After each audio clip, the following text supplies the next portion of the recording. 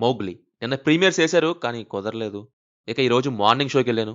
ఈ cinema casting and director వీళ్ళ గురించి తెలుసు గానీ, ట్రైలర్ అయితే నేనింకా చూడలేదు అసలకి. సో, అలా ట్రైలర్ చూడకుండానే వెళ్ళిపోయాను.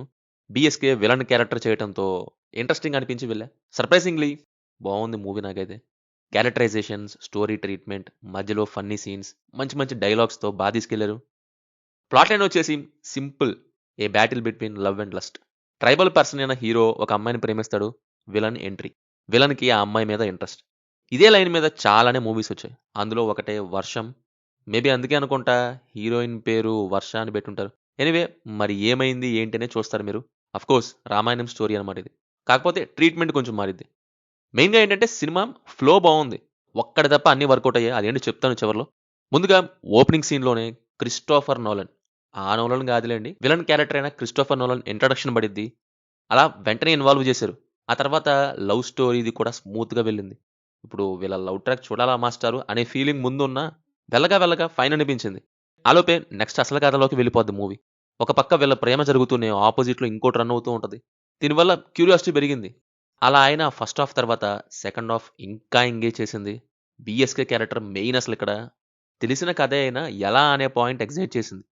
ట్రీట్‌మెంట్ కూడా అలాగే ఇచ్చారు. హర్ష ఫన్ బావుంది. ఫ్రెండ్‌గా ఒక మంచి క్యారెక్టర్ పడిందనొచ్చు. అండ్ అలాగే మిగతా క్యారెక్టర్స్ ఫన్నీ సీన్స్ కూడా ఉంటాయి ఫస్ట్ హాఫ్‌లో. లవ్ ట్రాక్‌లో ఆ ఫీల్ ఉంది. విలన్ క్యారెక్టర్ క్రేజీ ఉంది. కొన్ని ప్లేసెస్‌లో ఎ బిట్ స్ట్రెచ్ చేశారనే ఫీలింగ్ కలిగిన సినిమా అయితే ఎక్కింది. మరి ఏదో ఒకటి మైనస్ అన్నావు గదా! ఏంటి అనంటే ఫైట్స్ దగ్గర దెబ్బేసింది. ఎడిటింగ్ మిస్టేకా లేక సౌండ్స్ లేకుండానే ఫైట్స్ చేయాలని చేశారో తెలీదు కానీ యాక్షన్ సీన్స్ బాలేదు. ఇంటర్వెల్ అండ్ ప్రీ క్లైమాక్స్ దగ్గర ఫైట్స్ ఉంటాయి. ఎస్ఎఫ్ఎక్స్ లేదక్కడ. సో, అక్కడే మూవీ మిస్ అయింది. నాట్ ఓన్లీ ఎస్ఎఫ్ఎక్స్ కంపోజిషన్ కూడా అంతగా లేదులెండి. అదే మిస్టేక్ ఇందులో.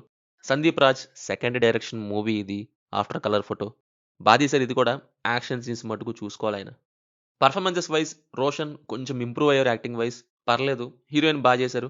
ఇక మెయిన్ పర్ఫార్మర్ గురించి మాట్లాడాలి 'బీఎస్‌కే'. ఆ క్యారెక్టర్ అండ్ ఆ యాక్టింగ్ అయితే హైలైట్ ఇందులో. స్క్రీన్ ప్రెజెన్స్ చాలా బావుంది. స్క్రీన్ మీదకి ఆ క్యారెక్టర్ వచ్చినప్పుడల్లా ఏం చేస్తాడు? ఏం మాట్లాడతాడు? అనే ఒక ఎక్సైట్‌మెంట్ అనమాట. అసలు ఆయన విలన్ రోల్స్ ఎందుకు కంటిన్యూ చేయకూడదు? Definitely antagonist, grey shades roles పర్ఫెక్ట్‌గా సెట్ అవుతాయి. బీజీఎం బావుంది. Locations good. ఫైనల్లీ నాకైతే గుడ్ ఎంటర్‌టైనింగ్ వన్. మరి మీకెలా ఉంటదో నాకు తెలీదు. ఇది మరి సంగతి.